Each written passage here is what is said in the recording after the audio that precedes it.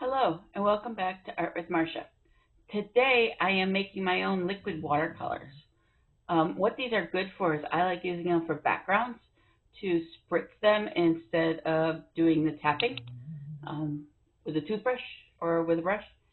So I just wanted to show you what I do to make these.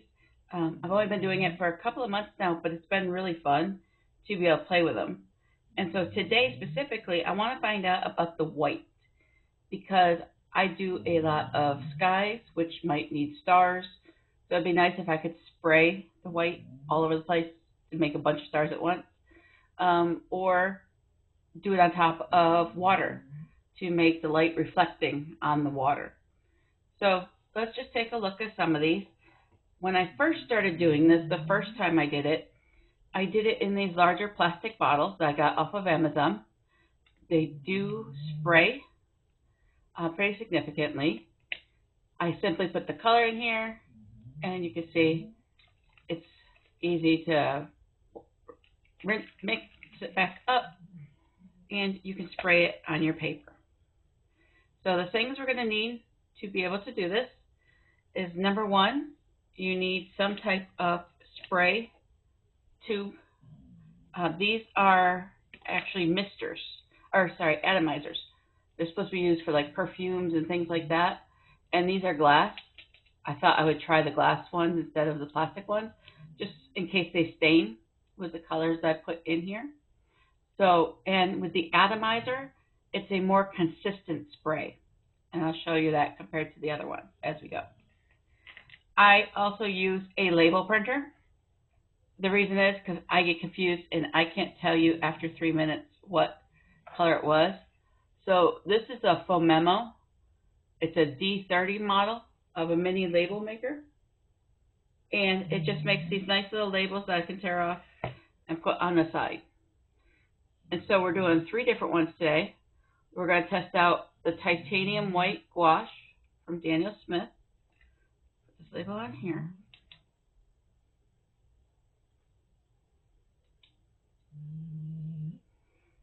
We're going to do Bleedproof White by Dr. P.H. Martins.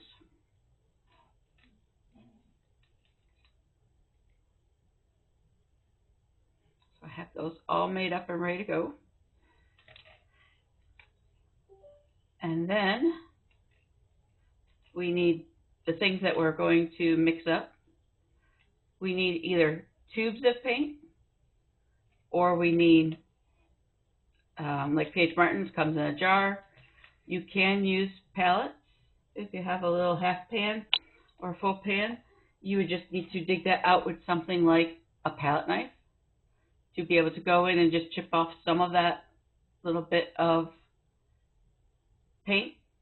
I did it with the green gold in my palette, and I just used a cutter knife to cut the paint. It's right up in there. But you can use anything to try to get that out. Be very careful if you do use a knife, because the paint is harder than you think it is, and you don't want to slip and cut yourself. So that's why I like using palette knives, because they won't cut me. But that's one way if you're using pans to get the paint out of those pans. Now, the kit that comes with the atomizer also comes with pipettes, so that you can suck up the water and put it into this little bottle, as well as funnels, if you have something that you want to be able to pour in there. I don't use these. I use my little drop bottle. This is a bottle of just water, and it has a tip to it that fits perfectly inside of these atomizers. So that's what we'll use for that. Okay. And the last thing you'll need is lots of paper towels. It's a little bit messy. Whenever you start spraying things, sprays don't always go where you want them to go. Sometimes they go in other directions. So let me show you the differences between these 2 jars, just so that you can see which one you want to start with. So I'm going to put this over here. Put that's out of the way. Put these over here so they're out of the way. When you spray things, you want to have your background relatively clear, so that when you spritz, you don't get paint everywhere, because it will go everywhere. So some people lay down like newspapers or craft paper or something behind it that you don't want to do. So I think the oxidine purple is the darkest one that should show up well on camera. One of the things I do is when I am going to spritz this, I always do it to a paper towel first, just to make sure that it's coming out. And you can see that's pretty close to the center. And then I take it, put it behind where I'm spritzing, so I'll spray it everywhere, and I just spritz it. And you can see that it leaves a nice shape. Now you notice that this is a bit more fluid, so to fix that, you just go up higher. And spreading it, instead of spraying it that way, just bring it up a little bit. And now I have a bunch of droplets for my paints. So you can see that. Now if I use the atomizers, which that one was the oxidine purple from Core. Now I'm going to do heliocerine from Schmincke. You always just want to give them a shake before you use them, just to make sure they're up and going. So again, first I'm going to spritz my paper towel to make sure it's working. Okay, and then I go like this, and I spritz it. Okay. Not a big difference, but you will notice that with the blue, there's less solid area. So this is with the first oxy purple, and this is all with that atomizer. So I do like the atomizer a lot better. I like the smaller dots, but that's your choice. Okay. So let's get into how to make them. The first tube I pick up is titanium white gouache. So let me grab the titanium gouache, Daniel Smith. You need very, very little of your paint in these. It's going to break down and spread into the water that you put in there. So I have my tube. Fortunately, these tubes are almost the exact same size, so I can squeeze out just a little bit. You can see how little. I'm just going to wipe on the side of that. And it sticks to the top, and that's okay. Once we go here and add the water, we can just tap this down a little bit. No, that's me. My dog doesn't like barking.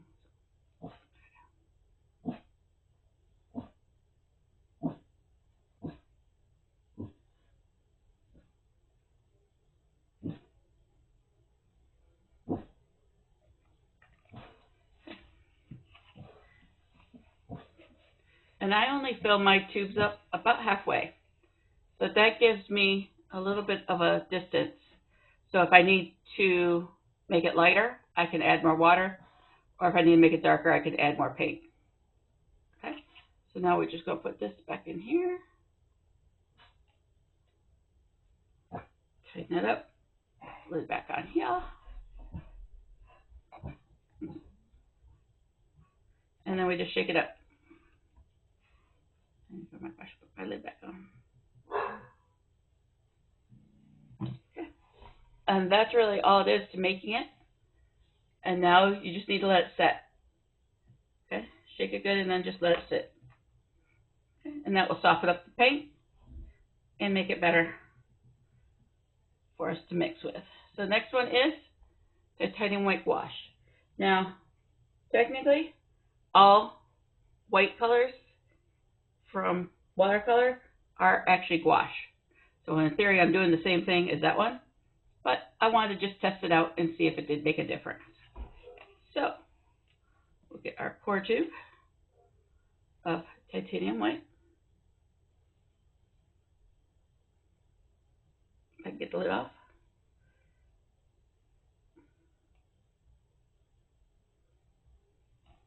Okay. Again, titanium white. Here we go. Put this right in here.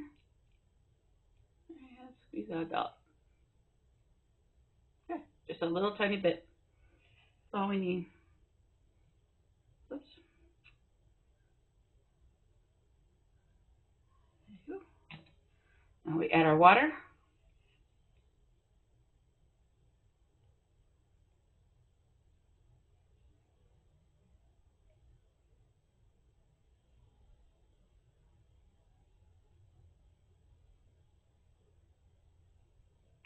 again, about halfway. Put the top back in. And these atomizers are nice because they do come with these nice caps. They're black caps along with it. So I do like that for traveling.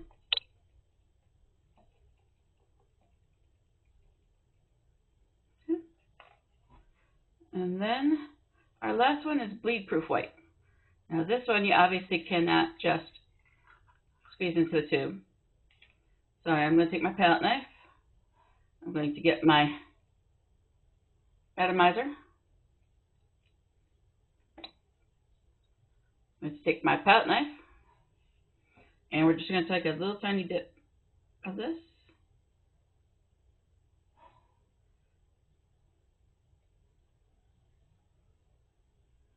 I'm going to take a little scoop of it, about the same as this amount that we squeezed out there.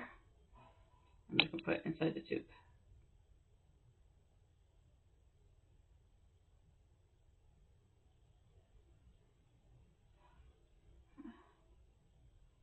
It's the same as when you're doing your paints. If you're doing it from a palette or a pan, it may be this kind of messy. So I always take it, another paper towel, wipe the edge off of this before you put the tube back in. Oops, forgot the water. Let's put some water in here.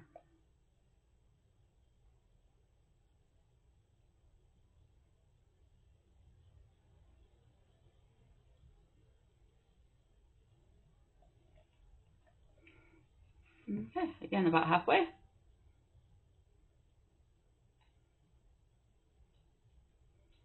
Put it together. Okay, I took a minute off camera to let these set. So we're going to try out the Bleedproof White by Dr. Paige Martin. I painted some Payne's Gray on my sketchbook. I'm using an index card just to cover up the rest of it.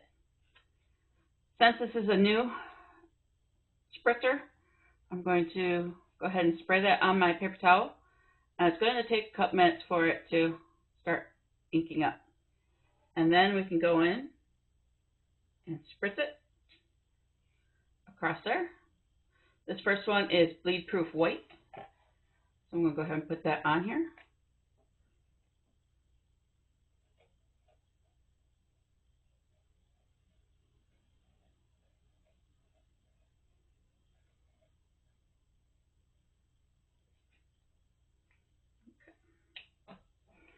And so for Bleedproof White, you can see you got a combination of grays and whites. And again, this is an atomizer, so it's going to make smaller dots. If you wanted to use bigger, like a regular spray bottle, they would have bigger spots of white. Okay. So the next one, after Bleedproof White, is Titanium White Gouache from Daniel Smith. Let's open this up a little bit. Again, paper towel first.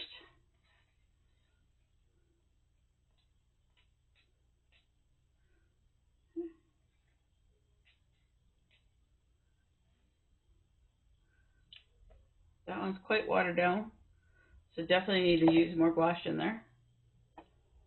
This one is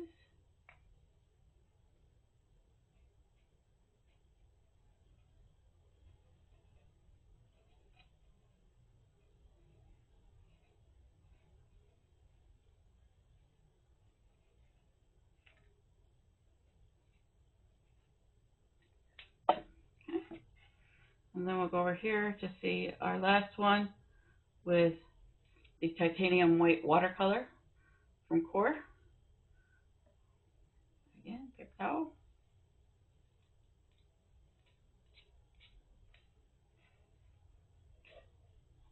Ooh, that one did a little better. And a lot of that is just the consistency of it.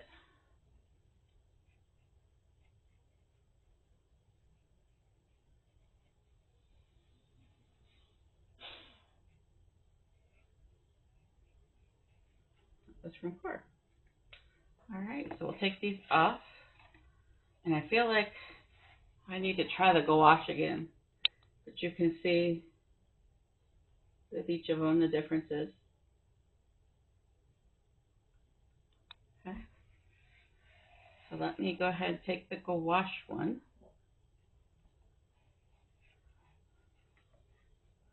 This one here. Just gouache. Go ahead, open this up. Remember to always set your stuff on a paper towel so that you don't get paint all over your table. And this one is the gouache. So I'm going to go ahead and add more gouache to it. Okay. I'm just adding it right into the tube.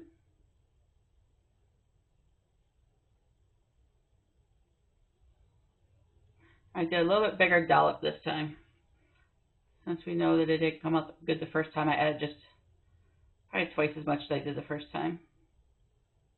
And each paint you do this with, and each type of paint. So if you're doing it with pan paints, you're probably going to need a little bit more water than if it's out of a tube.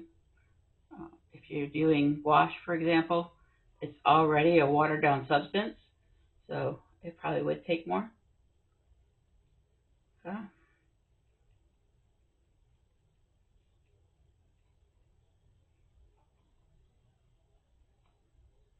Again, pick out because we're going to have to get all that was in there out.